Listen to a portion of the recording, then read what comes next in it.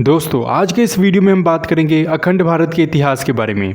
चलिए वीडियो को शुरू करते हैं। दोस्तों आज के मौजूदा समय में भारत के सभी पड़ोसी देश, फिर चाहे वो पाकिस्तान हो, नेपाल हो, भूटान हो, बांग्लादेश हो, या फिर श्रीलंका हो, या फिर म्यांमार हो, या फिर हो अफ़गानिस्तान, या हो ईरान, सभी देश एक वक्त भारत के हिस्सा थे। जैसे कि आप इस मैप में देख सकते हैं, ये पूरा अखंड भारत का मैप है।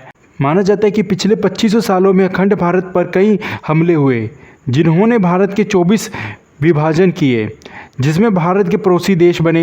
इन विभाजनों में से ज़्यादातर लोग केवल पाकिस्तान और बांग्लादेश के विभाजन के बारे में ही जानते हैं, इसलिए क्योंकि इससे पहले विभाजन के इतिहास के बारे में जानकारी कम दी जाती थी।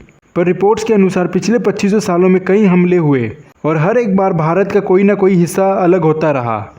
पहले अखंड भारत हिंद महासागर, हिमालय, आज के ईरान, वो सभी एक देश के हिस्सा थे।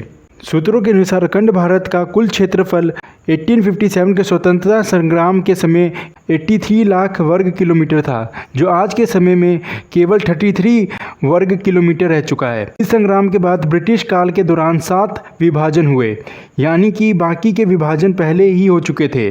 2500 साल में फ्रेंच, यूनानी और अंग्रेज शासकों ने अपने टाइम में इस भूमि के हिस्से किए। अफ़गानिस्तान का विभाजन, ब्रिटिश के भारत आने के बाद जो विभाजन हुए उसमें पहला विभाजन अफ़गानिस्तान का था। रूस और ब्रिटिश सरकार ने मिलकर अफ़गानिस्तान का विभाजन किया था। अफ़गानिस्तान को रूस और ब्रिटिश ने अपने फ़ायदे के लिए अलग किया था।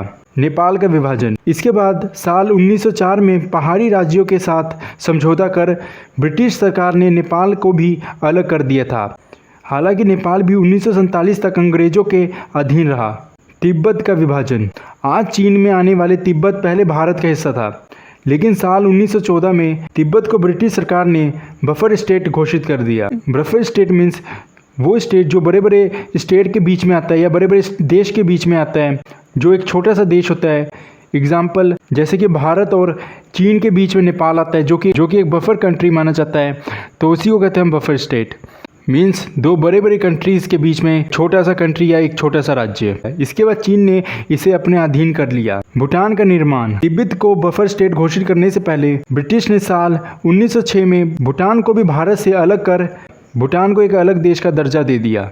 म्यांमार और श्रीलंका का विभाजन भी अंग्रेजों ने किया था। उसके बाद 1947 में भारत की आज़ादी होने के बाद पाकिस्तान अलग हुआ, फिर 1971 में बांग्लादेश अलग हुआ। तो दोस्तों ये था अखंड भारत का अलग होने का पूरा हिस्ट्री। तो दोस्तों अगर आपको ये वीडियो पसंद आई तो वीडियो को लाइक करें, चैनल को सब्सक्राइब करें। जय हिंद, वंदे मातरम।